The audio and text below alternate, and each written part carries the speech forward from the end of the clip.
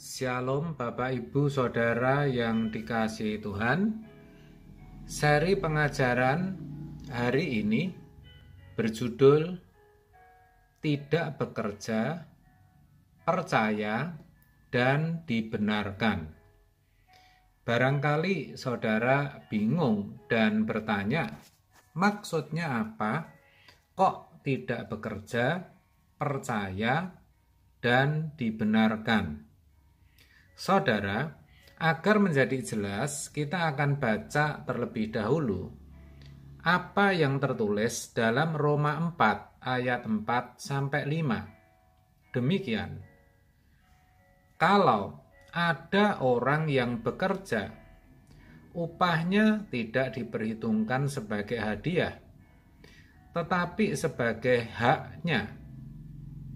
Tetapi kalau ada orang yang tidak bekerja, namun percaya kepada Dia yang membenarkan orang durhaka, imannya diperhitungkan menjadi kebenaran. Sekarang mulai agak jelas bukan? Bahwa tema atau judul itu diambil dari ayat ini.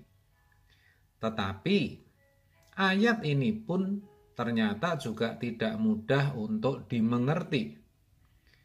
Saudara juga mungkin bertanya, hubungannya apa? Bekerja, upah, iman, dan diperhitungkan menjadi kebenaran atau dibenarkan. Oleh sebab itu, saya ajak saudara melihat konteks ayat ini. Judul perikopnya adalah Abraham dibenarkan karena iman. Jadi konteksnya sebenarnya adalah dibenarkan karena iman.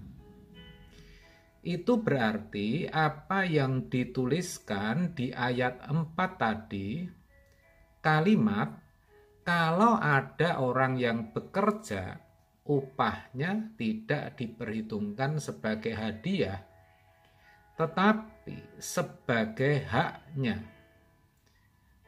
Kalimat itu dipakai untuk menunjukkan bahwa kalau saja ada perbuatan yang bisa menjadikan seseorang, dalam hal ini konteksnya orang percaya ya saudara, dibenarkan di hadapan Allah, maka pembenaran itu tidak bisa dikatakan sebagai hadiah atau gift, tetapi pembenaran itu memang sudah menjadi hak daripada orang itu.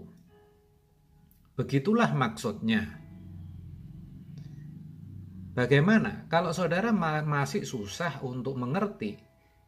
Saudara bisa belajar dari ayat lain yang paralel dengan ayat itu, yaitu yang dituliskan dalam Efesus 2 ayat 8. Demikian, sebab karena kasih karunia kamu diselamatkan oleh iman. Itu bukan hasil usahamu, tetapi pemberian Allah. Keselamatan itu adalah kasih karunia atau charis.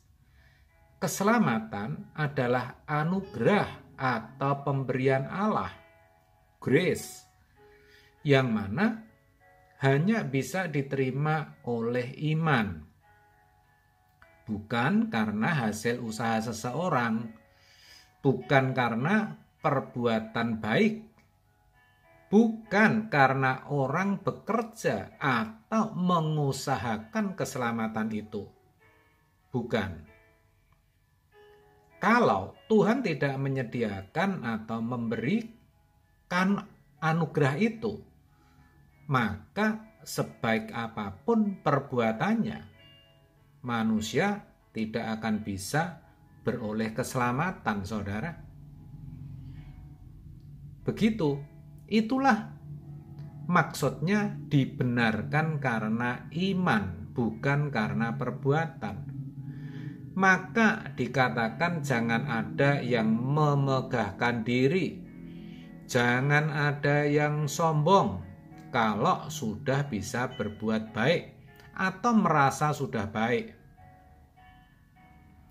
Saudara, beda lagi kalau ayat di atas mengatakan karena perbuatan kamu diselamatkan bukan oleh iman. Misalnya nih, maka orang yang sudah berjuang berbuat baik pasti akan selamat karena itu memang haknya, itu memang upahnya. Nah, sekarang jelas bukan? Sekarang saya jelaskan ayat selanjutnya, yaitu yang dituliskan di Roma 4 ayat 5, di mana dikatakan, tetapi kalau ada orang yang tidak bekerja namun percaya kepada Dia yang membenarkan orang durhaka, imannya diperhitungkan menjadi kebenaran.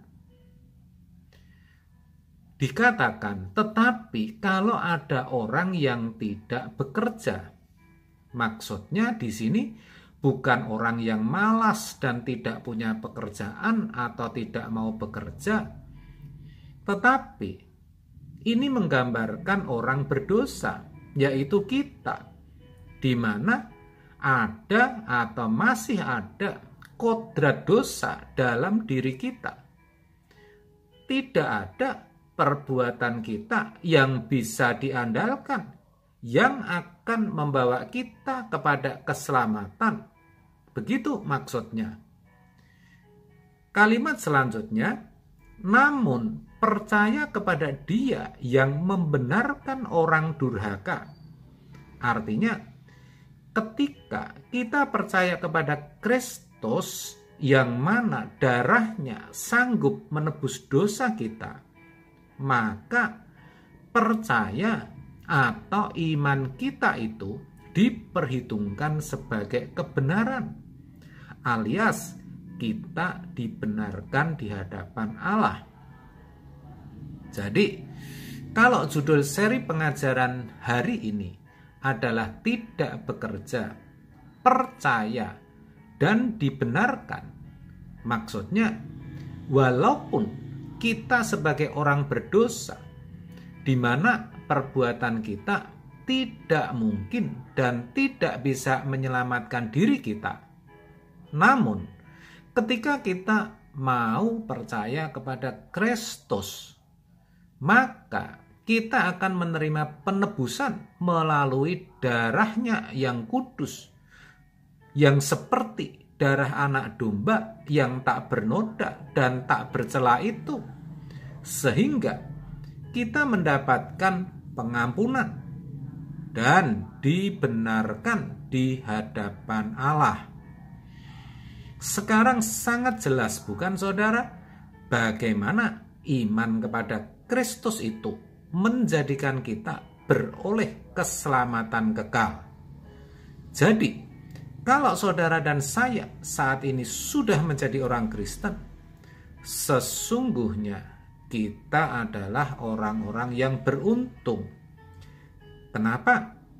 Karena telah beroleh kasih karunia Allah, sudah beroleh pengampunan, sudah dibenarkan. Maka jangan sia-siakan saudara. Sebaliknya, terimalah anugerah keselamatan itu dengan sikap hidup yang benar, yaitu hidup yang memuliakan Allah. Amin.